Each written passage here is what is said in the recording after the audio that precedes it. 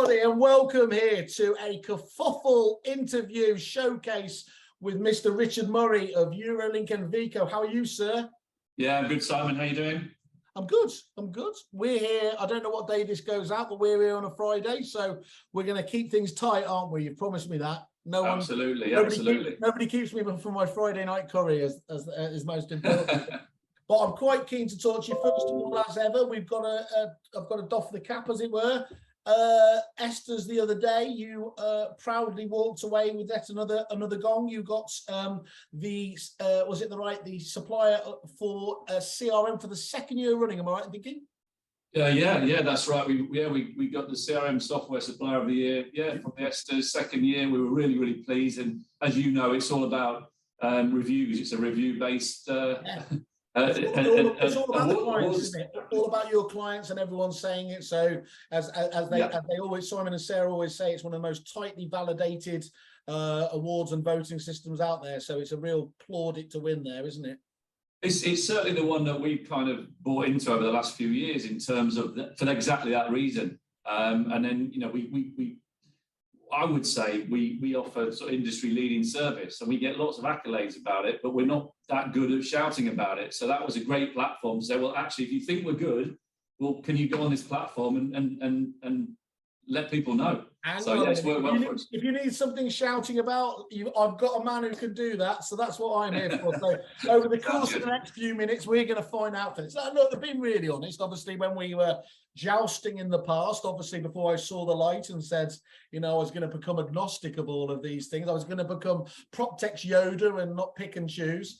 You guys, you didn't shout from the hilltops about a lot of stuff. You quietly got on with doing stuff. But one of the things that I always spoke about was, and I've always been clear, whether it was when I was at the previous company or not, is the thing that you guys are extremely well known for is some of the automation and efficiencies that your software can bring. That really was, when we used to look at it sometimes, we were thinking, how do we even unravel, even if the client wanted to see it? It's just so hard to be able to do that. And so that's why today is we're talking here about how Veco can bring significant efficiencies to estate agents. Following on from that kind of a subcategory here, should agents automate or outsource property management and client accounting? And just to put this into context as well is, so, there's a lot of obviously fly-by-night companies that bounce in and out of this kind of CRM, especially on the property management and account side of things. But just to put your credentials on the table, you've been around now for the best part, is it over 2 decades, or is it it's 32 years. 32 years. 32 years, yeah. Not me personally. I know I look like Peter Pan, but that's impressive. And you certainly look far better than me. But again, in terms of what you're known in terms of that expertise on the property management and the accounting side, I'm right in thinking, you've got over 500,000 properties, bouncing around the different packages you've got for some of the very biggest agents in the country. That's right, isn't it? Yeah, absolutely. I mean, we work right across the industry. Sort of large independents, sort of SME space, upwards, regional branded, regional brands, franchisee, franchise operations, right up to Connells, really, right up to and including Connells, Linley and Simpson. Don't get bigger than that. Don't get bigger than that. Linley and Simpson and ours were a client from 2 offices, and look where they've ended up. I mean, that business in itself, isn't it? In terms of what it does is just exceptional. I mean, as you said, it's not like, God, the guys at Connells are great, and I know a lot of the other businesses that you deal with, but Linley and Simpson, they do some really special stuff, don't they? Look, it's not rocket science. The clients of ours who over time have invested in automation are the ones that have grown the fastest and have become the biggest, our biggest clients. And I mean, Linley and Simpson, for instance, it's not any big trade secrets here. They've got over 240 automated processes. Yeah, I can probably admit now it was them that I've tried to lure away. And despite how many drinks and how many dinners I had no chance about doing it. It doesn't matter really how good you are at networking if the software's doing stuff like that. That's just, just to get your head around that. did you say 200? How many? 200? At the moment, there's just over 240. And again, that could be anything from like managing their arrears. Now, that might be a number of automated processes to manage that overall part of their business service. Renewals is an area where massive automation around renewals. Well, we're going to come on to that later, aren't we? I want to talk about that in a bit more detail. But yeah, I mean, I think when you look at that for a business, and especially when you start to scale out, I mean, anybody starts to get the benefits from a CRM package. But especially when you start to put in place these automations. The other day, it was interesting actually. We were both, at EM Masters the other day, Peter Knight stood on stage and said one of the most important factors he believed agents should be looking at and focusing on in their businesses in what parts can be automated now. And that makes obviously perfect sense. Everything you can automate wins you back another minute or hour in the day, doesn't it? Where you can focus on the truly dollar productive stuff that makes you different. And that's got to be what technology is about at its core, hasn't it?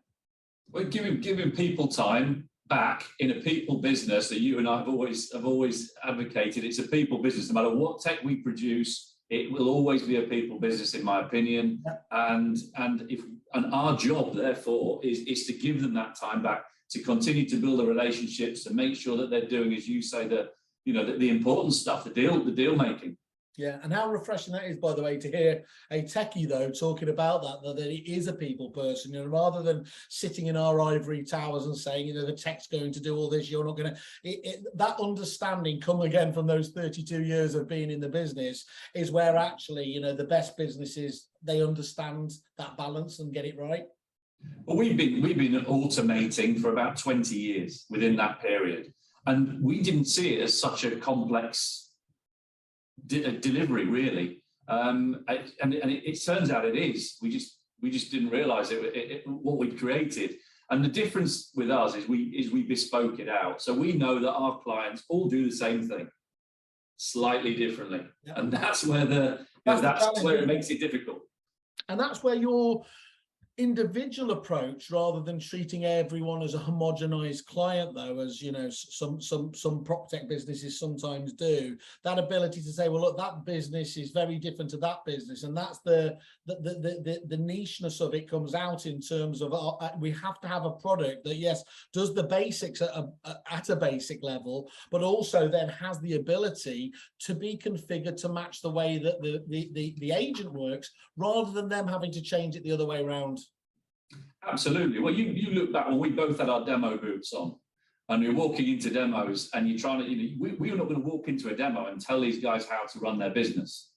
No. They know how to run their business, and they know how they want to run their business, and they've got an as-is and a to-be process that they want to move from and to. That's why we were in the room, and our job was to tell them how we could help them get to that to-be state, if you like. And that's the exciting thing. That's the exciting thing that we do. Yes, it's a people business, but without the technology, I think people will be drowning these days, particularly with rent reform coming. I think it's going to get even worse. Okay, cool. Well, let's kick off with the first one then. So, when should agents outsource client management and accounting? What do you feel is there a right time to do that, or should it always be kept in house? Look, I'm obviously going to say I'm not an advocate of it, because that's what we deliver. We deliver that end-to-end solution. I've looked at it down the years. I've looked at the model, and I get it. Obviously, the pitch is great. We'll take all the headache away from you. Don't worry, guys. You guys do your deals, which is what we've just been talking about. To be fair, you guys go do your deals. We'll take care of all the back end. The problem is, I think, in my opinion, when I've seen it work not so well, is it just becomes very disjointed. I don't think everyone's on the same page, no matter how good a service the outsourcers have tried to deliver. I think there are certain circumstances. I think a franchise model, in my opinion, it would work well, because a franchise, in its purpose, is there to provide a brand, a service effectively, or multiple services to its franchisors. Yeah. If a franchisor can say, well, I want to get out and do the deals, and I want to outsource, you're both on the same page, because you both want to protect the brand. No one's going to cause any problems for anyone else. You're joined up. Everything looks and feels like you're dealing with the same organization. Whereas, think of it from a consumer point of view. Unless it's unless there's some sort of branding layer in front of all that, who am I dealing with? Yeah. Who's answering the phone? Is it the same people answering the phone if it's outsourced? I don't know. I think outsourcing credibility and trust is all, as we know, isn't it? So that's a massive point. And then the other sort of concern I would have for agencies, where is the money? Where are those client monies? Where are the deposits? Where and whose liability is all this ultimately? So I would say if anyone was looking to outsource, all I would say is just do your homework, do your due diligence on the company. Who are they? Where are they? How long have they been around? And make sure all that kind of AML, everything, all the kind of money side is taken care of. Yeah. Because I haven't looked into the detail of the contracts, but I would imagine it remains the liability of the agent ultimately, even though they are outsourcing it to another company. At a top level, though, Richard, what would you say the advantages and disadvantages of outsourcing were or are? Well, the advantages, I guess, for me are obvious, and it's what we've just talked about. It's taking the headache away. It's just taking the headache of the 10 o'clock call at night that you really don't want to have to take. Yeah. About your, the boiler that's blown up in the rental property. So, the advantages, I guess, are it takes the headache away. It allows you to do what you should be doing, and that's looking for more business and helping you grow. I just think that the disadvantages is the disconnect, is the lack of relationships. Because you think, a landlord will have relationships right the way across an agency, right? They'll have their relationships in client accounting. They'll need to do my tax return. I can't get hold of my statements I've got a missing statement for last year, whatever it might be. The relationships they'll have in property management. I mean, look, you as a landlord, surely, you don't want to be hearing from your agent. You just want to receive your statement, receive your funds.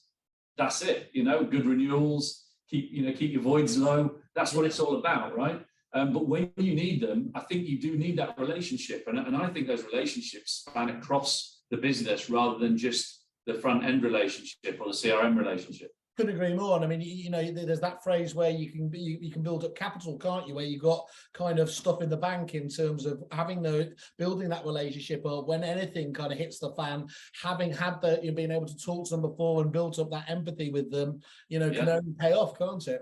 Well, and trust, you mentioned the word trust earlier. I mean, trust is absolutely crucial. Our clients are looking after, significant assets of these, they're asset management almost, isn't it, really? Yeah. For these individuals or companies for that matter, and all around the world as well. They can be anywhere in the world. I mean, I understand the argument for outsourcing things like overflow for phone, the phone system and things like that. I really get that, the money penny type scenario. I understand that bit of the outsourcing, but I would just say be cautious if you're considering outsourcing your property management, your client accounting, and really, really do your homework. I think that's the point, is it's horses for courses, isn't it? Certain people have different setups and everything else. But on the whole here, when we're talking about scaling, when we're talking about getting to, two sides, as so many of your clients are, that ethos of doing it for yourself can't really be beaten, can it? Well, it certainly seems that way, and the data suggests it, and the evidence is there to say, look, the companies that have scaled, they're providing an end-to-end service, which is why we years ago when we were going through a product transition, it was, we need the one system concept here, we need the end-to-end solution. So we were always on board with this kind of end-to-end, one system, one contact record, one property record, everything accessible from everyone in the organization. I mean, it's what we pioneered effectively. It absolutely is. And it's one of the things that over the years, I remember, before, but my previous company was, we just lost so much business because so many forward-thinking agents said, we have to have that, we can't have Chinese walls between departments. It's hard enough getting the teams to work together as it is anyway, without having silos of data, making that 10 times more difficult.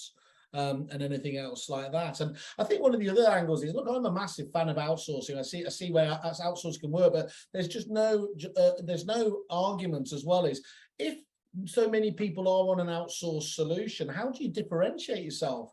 If it becomes homogenized and everything else, where's your ability to stand out the crowd in terms of some of those key areas? And so instantly you're competing on a whole set of smaller areas of the business, aren't you?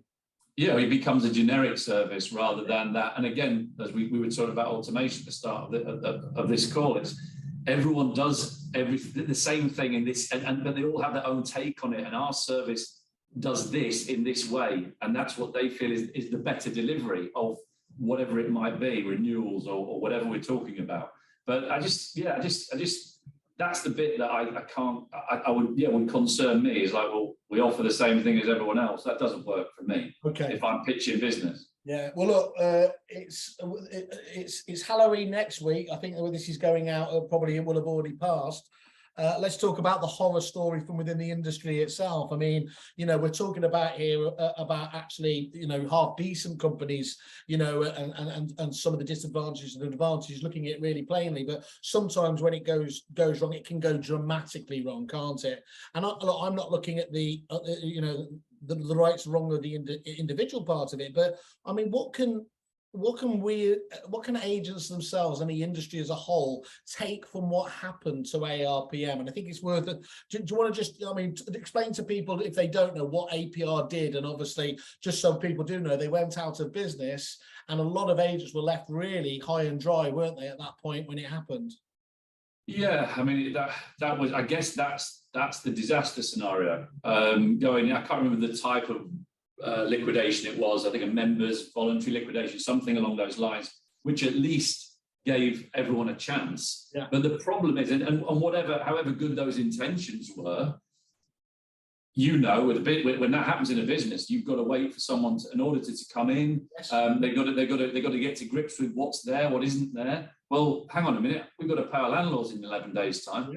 Yeah. I just don't think it works in our industry. I think, and again, that's why that was probably in the back of my mind when I was talking about do your homework, do your due diligence. Make sure you are 99.9% sure that you are going with the right outsourcing company. I mean, we had a client actually who had outsourced to ARPM. Wow. And they were still using Veco sort of front end and all the periphery services that our software can deliver. But again, they just thought, right, let's get rid of the headache. Got rid of the headache. 2 years later, found themselves with the biggest headache of them all. With a migraine. Yeah, a bad one.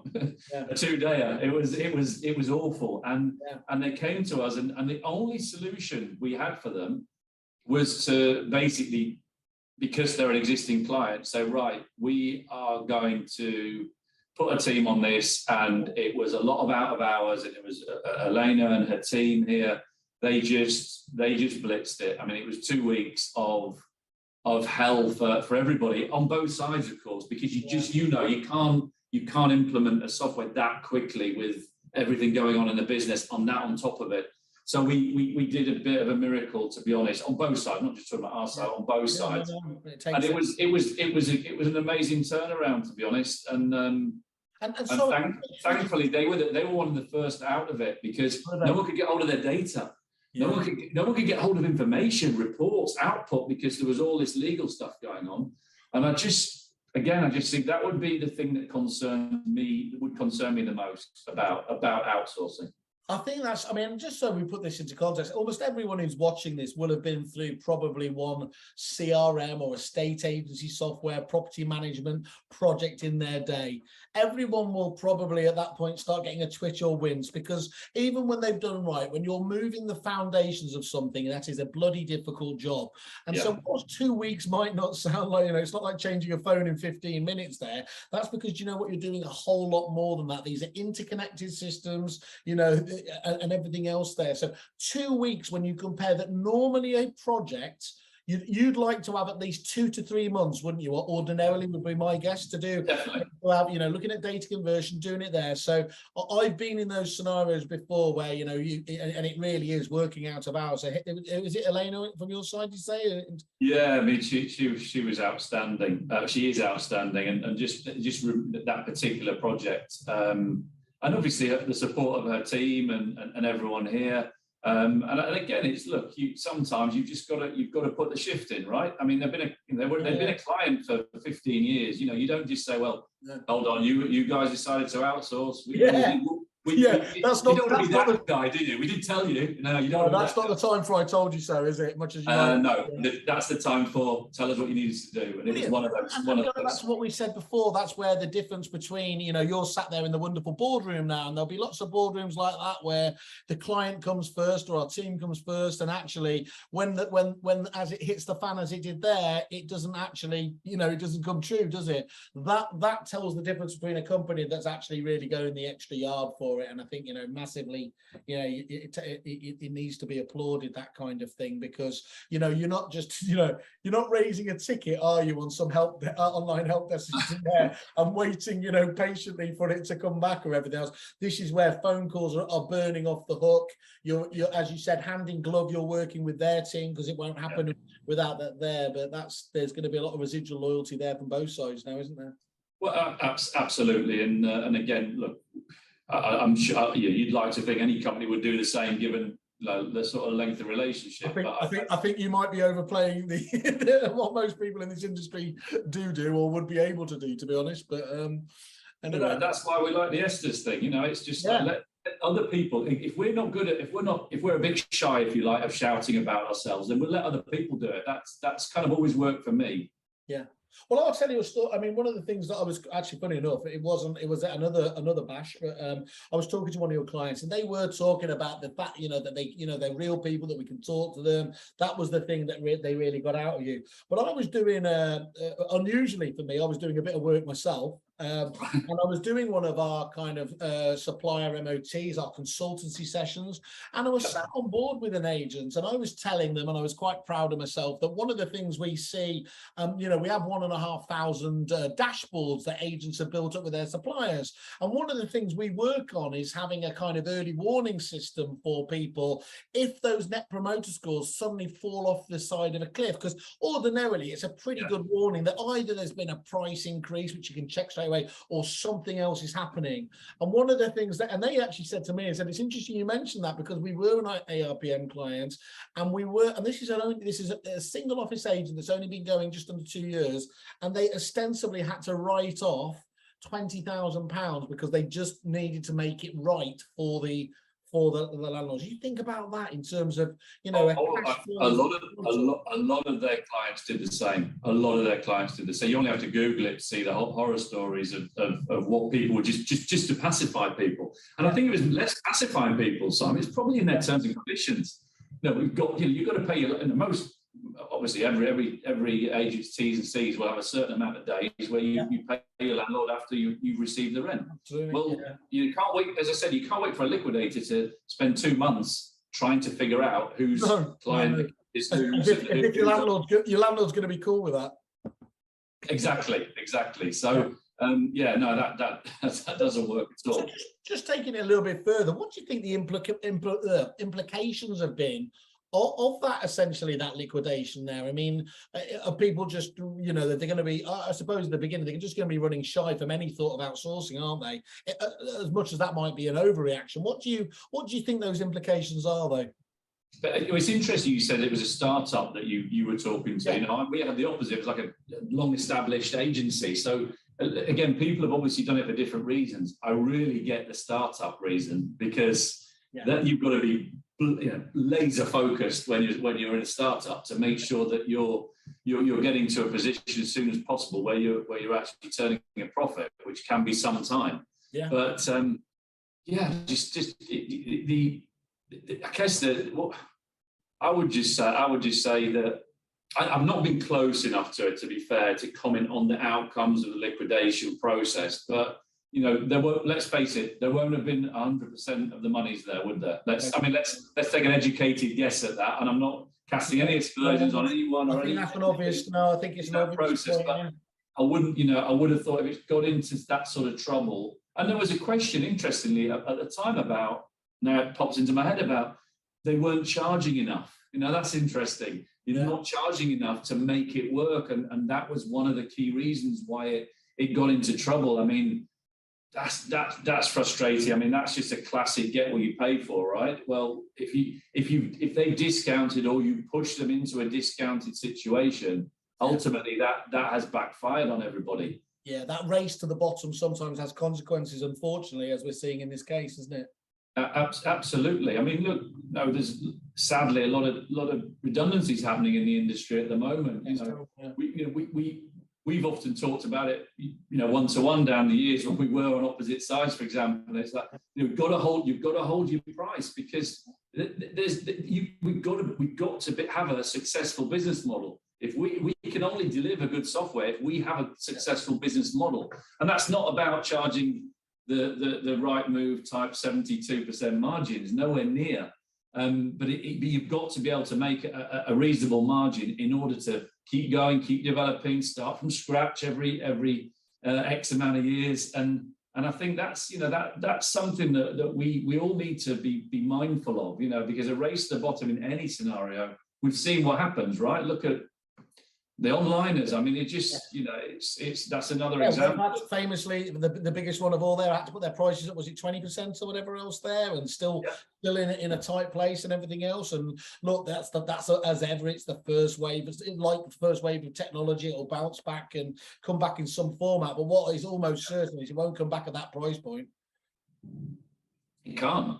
It can't. And well, unless you've got the automation, and of course you see where I'm going with this, obviously down the line, because that's true though, isn't it? The margin, that you can do it with the margin. A margin comes in two levels. It comes from charging a fair price, but if you can bring your cost base down, that's another way of doing it. And if you can get two in tandem, that's great. Look, there's no one in this industry that knows less about running a tight ship than me. I mean, genuinely, all that stuff. But all I've ever realized, instinctively or otherwise, that margin gives you options, doesn't it? It gives you the ability to either layer in service, to invest in things, and that's why you have to be so on the ball with making sure that you are getting the right fee that you deserve to give it. Otherwise, people need to be honest about it and say, we can't possibly deliver that service for that price. We stopped sort of, let's say, running around the country doing demos years and years ago, because there was so many startups saying they can deliver software at £25 a month. I mean, it's Hartlepool one day, Plymouth the next. Yeah, but we quickly realised that we had to do a lot more qualification. Yeah, we had to pre-qualify a lot deeper than we had been doing, because there was just always that low price point. Yeah. That if someone's going to buy on price, we'll go for it, do it.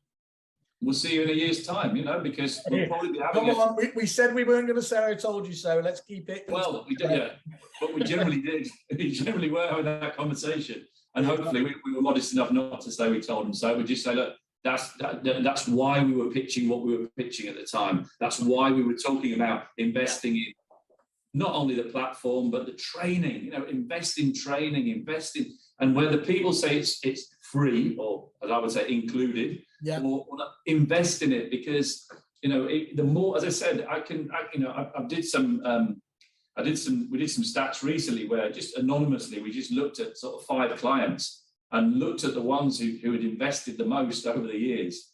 And I mean, it's hockey stick growth. I mean, it is, you get that ROI, right? When we know that, but sometimes it's hard to, you said earlier, how do you demo automation?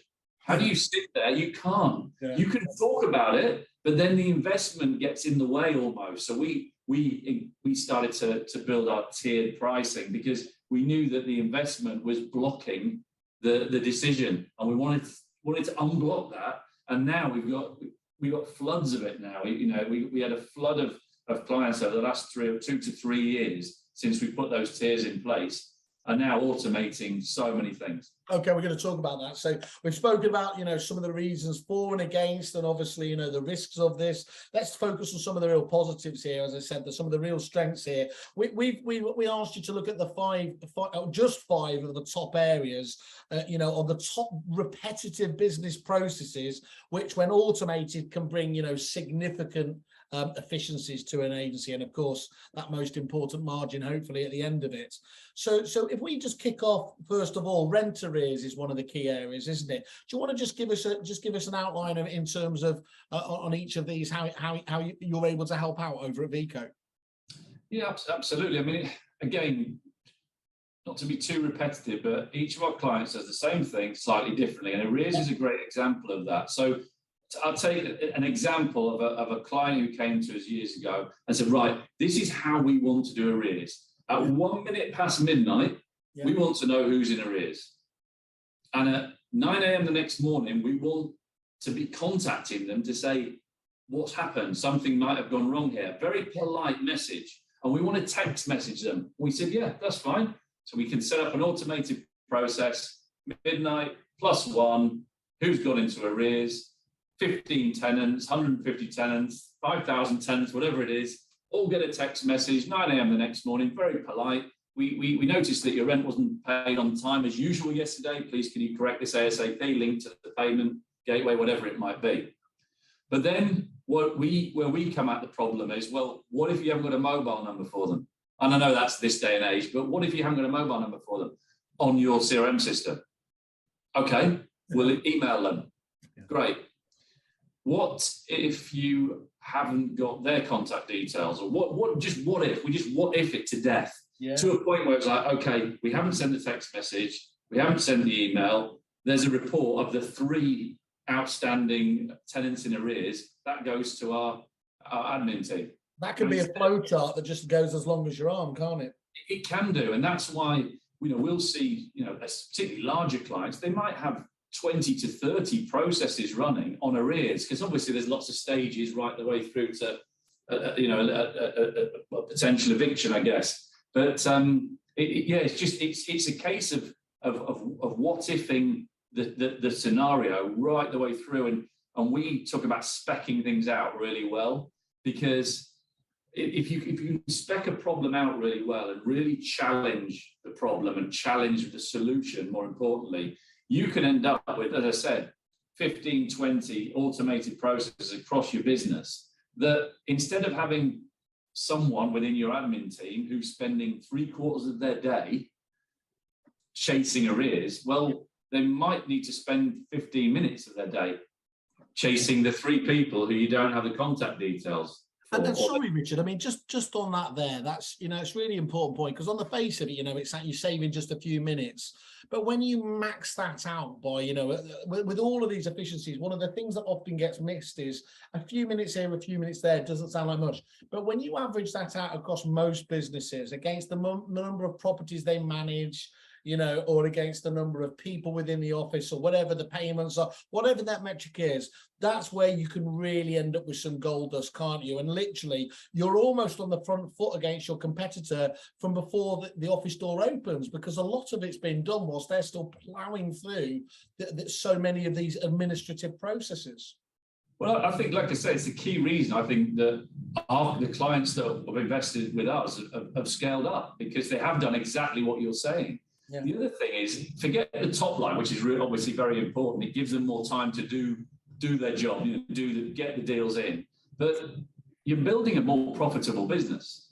If your headcount is as low as it can be, and I'm not saying you run on a skeleton staff here, I'm just saying you need to set your stall out. Say, well, how many heads do I need per 100 managed properties? And that's the sort of conversation we have with clients, and say, well, look, at the moment you've got X, well, we can get you to Y.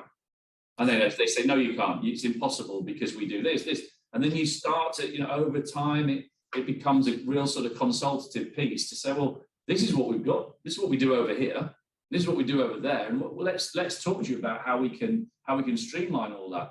Because again, our aging clients, obviously most do sales and lettings, and we help them out with both. But there's value then in in that business. They're growing their top line, which we know you can take a multiple of, I don't know, between 1.2, 1.5 revenue. Great, nice multiple. But the premium, you'll get the premium when you're actually showing the bottom line as well and say, well, actually, yes, we're doing X 100,000 or millions of fees in a year, but actually, look at our bottom line. Look how efficient we are. That's when you're going to get the premium. And look, I don't know, most people in business to build value, right? To build value in their business, build value in their brand. Everyone's exiting at some stage, and it's just what you get for it and when it happens, isn't it, really? Absolutely. So do you want to get 1 or do you want to get 1.5? I'm sure we'd all want to get 1.5 in that scenario. So don't hit me with your trick questions. I'll come back to you on that. I'm not very good with maths. Richard, talk to us about tenancy renewals. That's the next area we're going to look at. How does Veco support you on that side of things? Yeah, I mean, well, again, anyone who's worked in a renewals team will know how much goes into it, and also the timing. Yeah. Timing is always crucial. We find. And it just in terms of automating all of those processes and the comms between everyone, are you going to renew? What are your plans? Getting all that information going out in an automated fashion. And the one thing I'd like to talk about at this stage actually is the one sort of kickback or pushback we get with automation is, well, we don't want our tenants, even our clients, anyone feeling they're being dealt with by a robot or an automated system. Yeah. The way we bespoke our automation is it goes out from, it could be the individual property manager, their right email, signature, everything. It can feel as personal as someone typing that email out. And that is where the best technology and automation comes from, isn't it? Is where obviously it's scaling up as if the person's there. And I think when it's done right these days, it's almost impossible. In fact, I would say it's impossible to tell the difference. But that's where the scoping is the most vital thing, isn't it? And that experience of having done this before. Obviously, you've got to have the capability within the tech. But that's where that knowledge of you sitting down, scoping it out really comes to pay off, doesn't it? Absolutely. And some of us are clients of our clients. Some of us are landlords of our clients. And even sometimes I have to think, is that one automated or not? Yeah. Honestly, that sounds like a cheesy line, but I'll get a text message. I'll think, it's from Andy, who's the property manager, and it's from the number, and I know I can reply to it. I'm like, I'm not sure if Andy sent that or not. Yeah. And that's just and that's when you've got hundreds of processes running all the time. You go out and do an inspection. You've got to do the physical things, right? We've got to go and do the inspection. We've got to get the renewal process done in this scenario. But all the comms and all the reminders and all the internal reporting and your T minus 90 days. Here are the contact letters. Here's the emails. It all goes out. And I know one of our guys always says, automate never takes a day off and it never has a sick day. Yeah. So, there's that scenario of that, you can only rely on good people so much. Good people will always still drop the ball. Yeah. We all do. I know, no matter how good we are, we all there's always a time where you'll miss something or you'll get something wrong. And that's where automation kind of it's the safety net. You could call it a bit of a safety net as well. It's something that it's very hard to take on board almost as a human being, that when you look at this, that humans are the ones that we always look at where the mistakes can go wrong with technology, and obviously it's there, but actually time after time the consistency comes from the tech. That's the point. Otherwise, you shouldn't be getting tech to do it, is the simple truth, because there's still it's still not there yet. But in terms of the stuff we're talking about here, tech over humans all the time when it's repetitive. Absolutely. And don't get me wrong, we all automate certain tasks that just as standard, things like deposit schemes, things like that, as APIs, and it's all built in and it's not bespoke in any way. It does a job, but it is an automated process. I mean, I remember when the deposit schemes first came out, and I remember we built this API with TDS, and we're going out, we're talking about it. And I remember this poor person at the back of the room sort of put their hand up. I thought, got a question here. That's my job. And I mean, you just think, oh no, I'm the worst person in the world here. But actually, the response to that is, well, what else could you be doing in the organization? And it comes back to that you know, it's not a case of culling it. It's not a case of culling people or headcount. It's, well, if we've got 100 people in our agency and we've got, I don't know, whatever, 2,000 managed properties, how do we get to 3,500 with 100 heads? Yeah, being able to grow it without extra headcount is the other point of view. That's a lovely way. I always really struggled with that as a champagne socialist or limoncello liberal. I'm not sure which one I am, but you know, it was always that point. You would literally sometimes see people in demos in tears, and almost to the degree we had to start having a chat with you know, principals of the business and say, look, there will be a change at the beginning of this. When they see systems like this, they will, you know, start, this is amazing. And then there's that realization that the penny drops. But again, we have to come back to, you know, the whole point about there is always an almost endless list of other more proactive tasks they could be assigned to anyway, more dollar productive, that you can be doing better than your competitor. And that's the key element you need to start thinking about, isn't it? And simply, it doesn't make sense for a human being to do it if a tech can do it better and far cheaper. That's just, if not, you're just riding the road to you know, bankruptcy, aren't you? Absolutely, yeah, no, I'd agree with that 100%. So talk to me about Veco's ability to automate in terms of property matching. I mean, what are we talking about there? I guess, you know, it's not, I mean, I know we were talking about outsourcing property management and client accounting, but when I think about it, it's like, well, all of our systems do property matching, right? Yeah. They all do it. You know, we got matching, we got false matching, you know, we've got the, you know, we cover all that on a sort of a one-to-one basis. But a lot of our clients, and I really like these ones, is like they'll set a time, and it's usually, depending on where they are in the country, commuter time, Thursday, Friday, they'll just do a sweep of the database, new properties, price changes, sales and lettings, ping it out. So anything that's been missed or added essentially on that, added, changed, moved. And again, if that's happening constantly, you just having a night. I'm not talking about overkill. I'm not talking about sending someone an email every night. But I'm just saying, catch them at the right time. And they might say, well, actually, we want to send this out at 6:30 on a Friday. And we're going to send it once a week. So it's not overkill, but it's going to capture all the week's changes. So it collates them. So yeah, what you're saying is it's not spamming them and sending them all off. It's doing the sweep. It's putting them all into one email if there's multiple matches. And then, you know, doing that sensibly so they're getting what they need at the right time. And it's relevant to them, of course. And I know I just mentioned false matching. I always remember saying to our developers, like, we need to build in a false match. And what do you mean a false match? So, well, we want to be able to show someone a property or match them to a property that doesn't match any of their criteria, their search criteria. You imagine the blank looks I got in that development room. It's completely counterlogical though, isn't it? So it's and we know developers are very logical people. And you know, when you're in a room with them and they're all looking at you, knowing they're more intelligent than you, and you're trying to explain something totally illogical, will make sense. You've just taken me. I was getting very melancholy remembering that look as they all looked at me like I was an imbecile. Yeah. Well, I get it daily, so it's fine. But yeah, it was just again, at the end of the day, it's okay. We'll do it, but it doesn't. It's not right. But it's never going to work. But then the stats, the stats bear this out. It's human beings, isn't it? It's human beings, and by definition, it doesn't always work like that.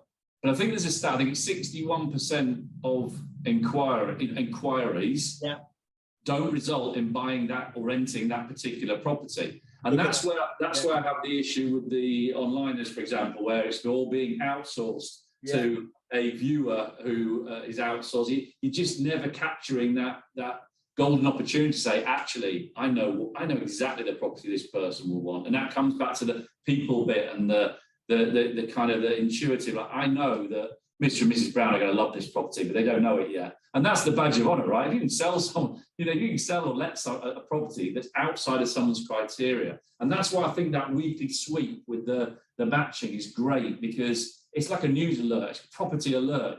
Have a look at these deals. There's something different there that you might not have considered before. You're going to pop onto your phone and you're sat having a glass of wine or a beer at the end of the week, and you can just have a little look. Your inbox is swamped with the with a million emails, and I just like it. It's just one of my favorites. Sold on there. Now the next one we're getting to, which I think is one of my favorites, because I know how important, especially when principals of the business and branch managers, on the reporting side of things, how are you able to help with automation in terms of reporting and MI?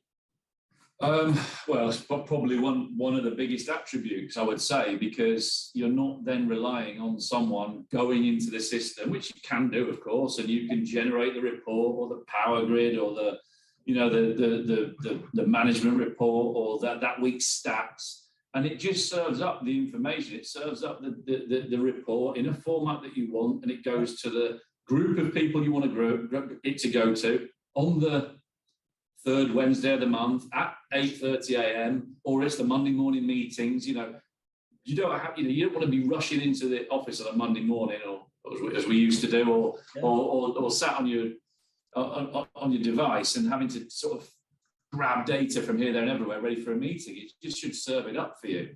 So I think from that perspective, whether it's a board report or any type of report, really, void report. You know, void reporting is something we've worked a lot on with a particular client recently. You know, looking at those kind of fine margins of how can we improve a really good agency. Yeah. Well, if you could bring your void days down by one, across a portfolio of thousands of properties, what's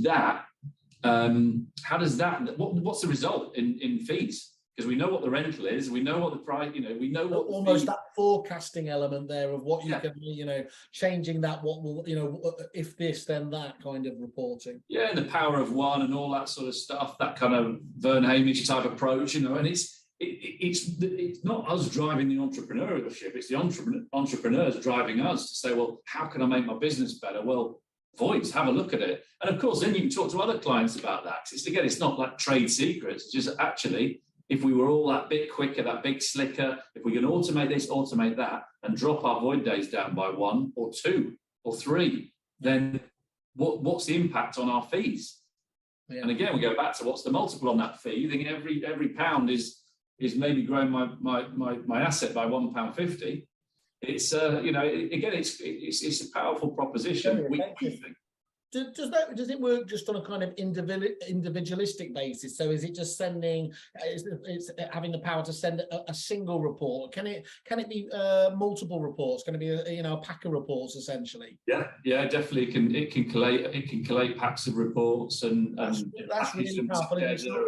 So where a lot of people are, you know, essentially commuting, they can get that sent already to their inbox. Look at that as they're going in prior to whatever meeting it is. That's really good. And don't get me wrong, you've still got the dashboards and you've still got the insights and you've still got the, you know, I'm talking more that sort of corporate level, BIMI, you know, large regional businesses with regional managers and branch managers, and you might have investors, you might have shareholders, and everyone will want a slightly different pack. Yeah. For the right reasons. So it's making sure that they all get the right pack at the right time on the right day of the month, because they're going to walk into a meeting and they're then armed with everything they need to carry out their job. Well, I knew that was one of the strengths, and certainly that comes across very clearly. So that's, you know, you can imagine those people who, you know, if you can't measure it, you can't manage it kind of approach there. It's amazing how, you know, when we do surveys, and we do surveys, generic surveys of, you know, CRM stuff, with the frustration that comes out that they know the data's all locked away in there, but they don't feel they can get it out. To have that liberated to them, you know, is very powerful, I think. Yeah, we don't expect. You know, we don't expect these guys to be SQL experts. You know, they're property specialists. You know, that's someone else's problem, and in this case, it's ours, which is great. I'll tell you one day when I went on a SQL course and the disaster that followed, but that's for another day anyway. I look forward to that one. Yeah, it was shocking. Let's look at the final one of these top 5 you know, main areas of the business that can benefit from these automation to give efficiency. Welcome packs. Describe what you're talking about here, if you don't mind.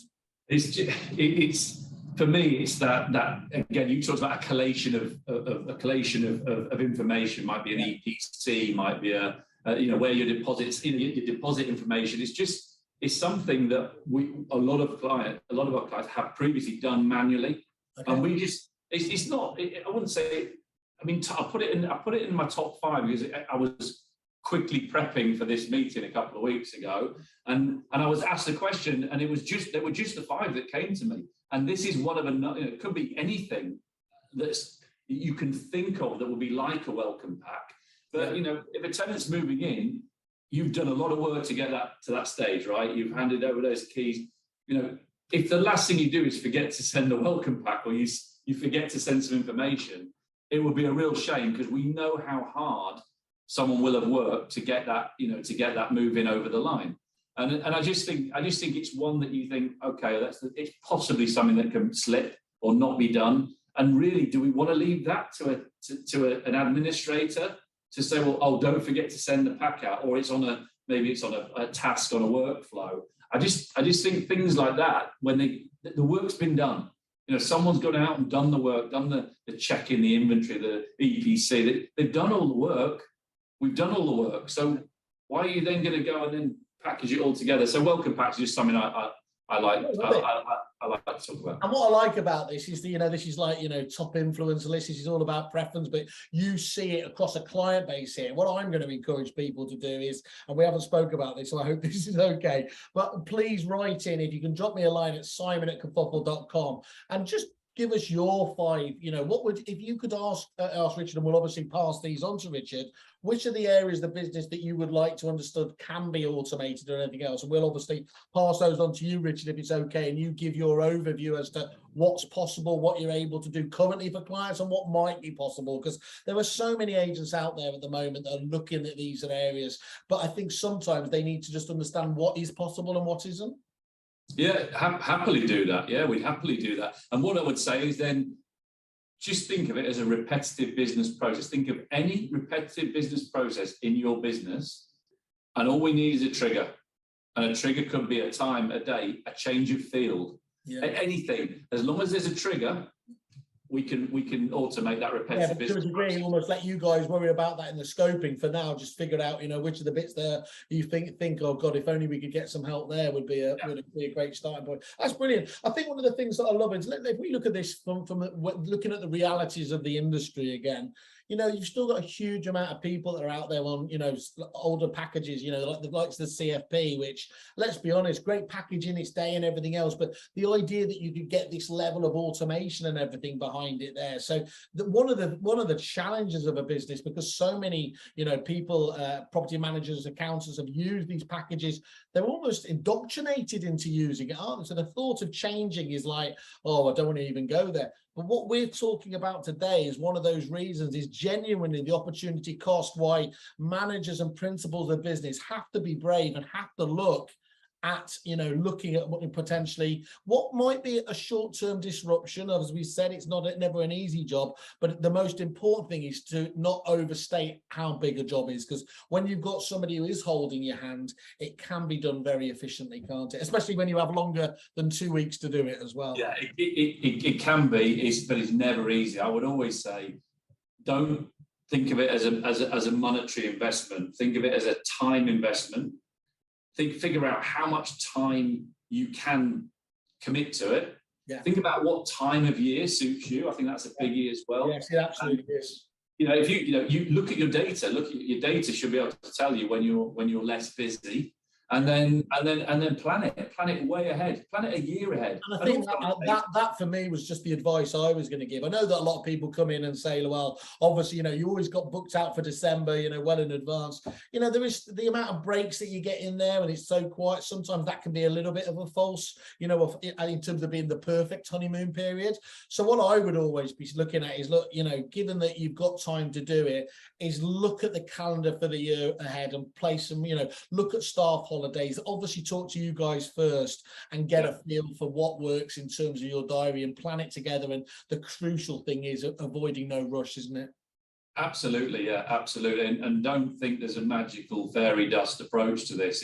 It's hard work. Are you saying my sales technique of pretending it was pixie dust was the wrong one? Well, I suppose that's why I'm not there anymore. Yeah. I think it's the sort of thing the decision maker, once they make the decision, will probably be stepping away. So yeah, get the buy-in as well. Just make sure everyone's on board and plan it in advance, because we will love that. If we can say, right, in quarter 3 next year, we're going to book in a 2-month project. We love that. That suits everybody then. So it's a little bit selfish, but that's the best way to do it. And also, what do you want to achieve? And I know that sounds obvious, blatantly obvious. This is what you're doing now. That's the as is and the to be. We're talking about this day in, day out. The as is, to be processes. Work them out, scope them out. Because actually, if you don't really want to change, don't change. Don't know. Do you know, I'm going to ask you, and it'd be really interesting to get your view, given that you're still at the coalface and I'm still in my ivory tower, is, you know, one of the biggest problems, this isn't just CRM, but I think it's most pronounced in CRM software, where you see most failures go on, is the principal of the business may have, for all the right reasons, chosen a solution. And it doesn't, on the face of it, for whatever reason, hasn't seemed to go wrong. And then, you know, it gets into the blame game of looking at the supplier and everything else. And when you look at it in some detail, there's 2 main reasons. Sometimes people might have thrown, you know, too many solutions at the staff, and they just can't take on board anything. But also, one of the main things is the principal of the business or principals of the business might have chosen it, and they've got their own correct reasons, but they haven't managed to communicate as well to all the team members what the benefits are going to be for them. And that, I think, is probably one of the most vital things. So if you can look at this and just sit there and take them with you and say, look, do you know your daily job in terms of X, Y, and Z? That can be automated now. That can be automated now. That can be automated now. We're going to give you back 1 or 2 hours a day. Let's start talking about what else we're going to be able to do in that time, and how much more commission or how much we're going to be able to, you know, to do for our clients. I think that's really where it gets quite exciting, isn't it? Oh, completely. I think buy-in. We're talking about early buy-in from as many key people as you can. You know, bring in head of accounts, bring in head of property management, bring in head of sales progression, bring in a regional manager, a branch manager. Bring a team in and actually let them make the decision. That would be my advice. Yeah. I think my scariest meeting ever, while I'm reminiscing about demo boots days, was having sold an early version of Veco into a decent London agency. Yeah. They paid. And then the guy rang me and said, "Oh, I need you to do me a favor." "Yeah, what's that?" "Can you come in and pitch to all my team leaders? But I need them to say yes." I'm like, "You signed the contract, you paid." Yeah, this is do it. So I learned that lesson early days. Bring them in a bit earlier. Yeah, it was one of the scariest meetings I've ever done. So there I get that. Yeah, I don't envy you. Again, over that point, it might have to turn to a couple now. We'll compare war stories. Look, Richard, I've massively, I've overshot, as I always. I can't talk about CRM and keep it down to under an hour, so I do apologise for that. But let me just summarise in terms of as I see it. So look, if we're looking at 3 main takeaways here, is look at what those efficiencies can be gained through automation. You don't have to do it by yourself, by the way. Pick up the phone to these guys. They've done this a million times. Let them walk you through, and they'll be able to look at the opportunity cost, what you can gain, and obviously what the benefits will be. I think that's the first thing. You know, the in-house benefits of doing property management and accountancy in terms of the relationships that you retain and joined up relationship. Yeah. That joined up relationship, the communication, and those additional opportunities that it might bring to, you know, do they have other properties and things like that? All of that increases every touch point you have with them. That's that key point about rather than outsourcing, looking at the keeping it in-house. And then, of course, coming back to this has to stay on every single time we talk, isn't it? That one system approach there in terms of anything else. I've told you a million times, but I won't apologise for it. I used to cadge a living for doing the consultancy. I used to walk into every agency, and if they didn't have a sales system and a letting system on the same package, that was day one. You know, the most obvious bit of advice that we knew would bring the biggest low-hanging fruit. That horrible phrase, but there isn't a better one for it. So those three, I think those 3 for me, key takeaways on top of there. You know, as I said before, if you want to reach out, just drop me a line, simon@kerfuffle.com, and just ask for the, you know, what can happen in terms of just in terms of the automation, and we'll forward that to you through your team and let them see what's possible. Sounds great. We'd love to. Yeah, love to do that. I'll let you get to whatever your poison is, whether that's a curry or a pint, Richard. Thank you so much for taking time explaining to me again today. No worries. Thanks for your time. Good to see you. Cheers.